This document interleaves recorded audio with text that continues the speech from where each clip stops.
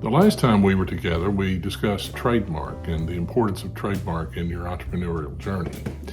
Today, I want to talk with you about copyright, but before we launch into that, I want to help you understand that there may be some overlap between trademark, which is the look of your logo, for example, or a phrase, or whatever it might be.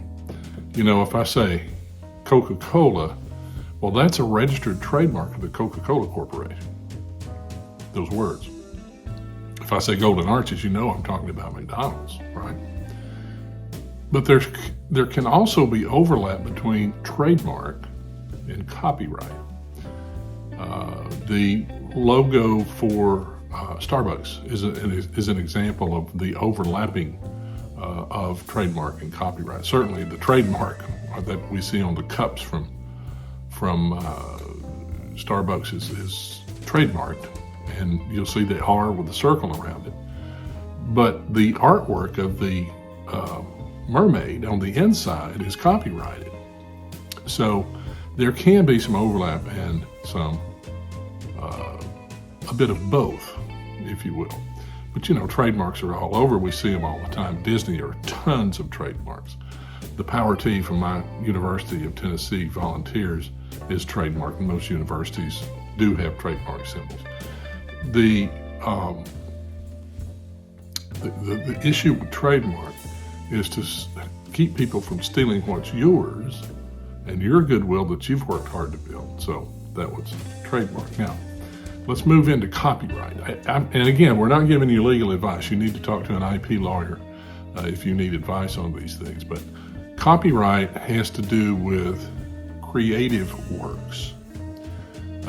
It's not phrases, it's not ideas, it's not methods of doing things, but it has to have a modicum of creativity to be able to be copyrighted. It also has to be original. It has to be yours. You can't copyright somebody else's work. And the third thing that it has to be is in a tangible medium. Digital, for example, music. Books now are digital on Kindle. Paper for books. Whatever it might be. Copyright has to have those three elements to be copyrightable. Now, let's go back and talk a little bit about how copyright came to be. Back in the early times prior to our formation of our constitutional union, the framers of the Constitution decided that they needed to protect works that people would create, for example, inventions, and they needed to create for the arts to protect those things. And so in Article 1, Section 8, the Constitution in Clause 8 says that Congress can pass laws to give those creators of arts and inventions titles basically to their work. And so what we have is now the copyright law that sprang from that, first passed by Congress in 1790.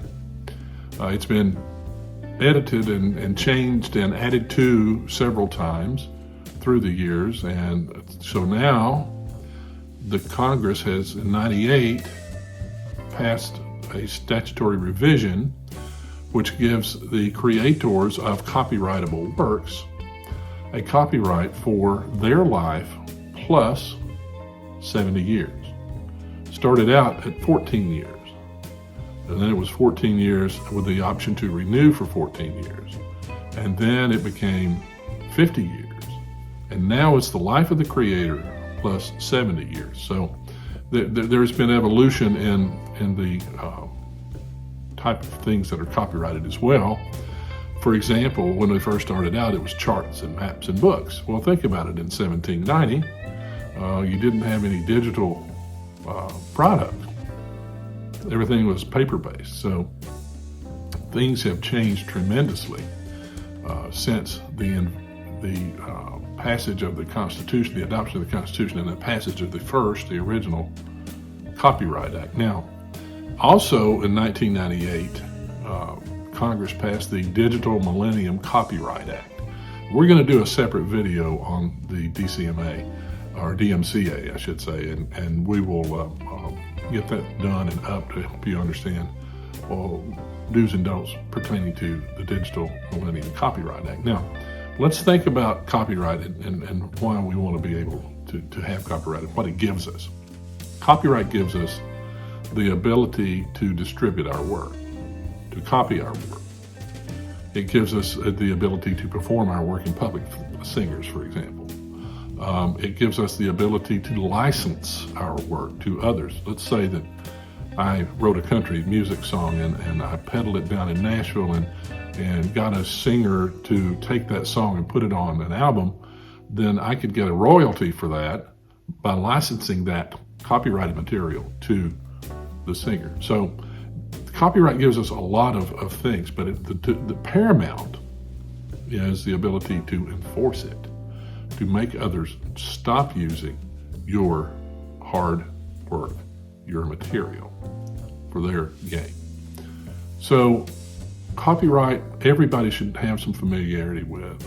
You should learn more and more and more about copyright as you go. Now, you're sitting there going, well, Ken, how do I copyright something? It's automatic.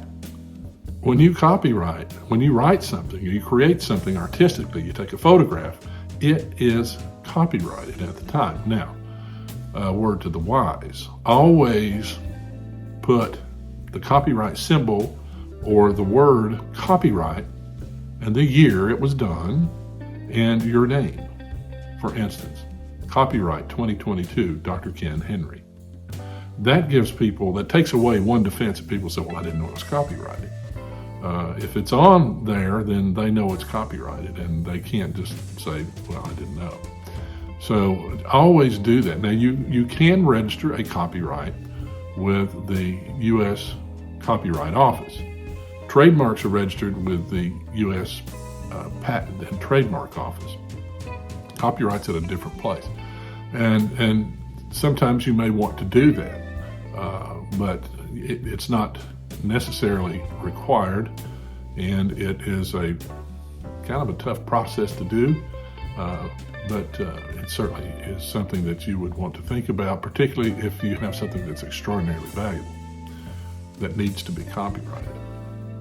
I hope you found value in this. If you did, please give us a like, subscribe to our channel, hit the bell, and you'll get notifications every time we drop a new video. Next, we're going to be talking about fair use under the copyright law. This is an area that a lot of people think is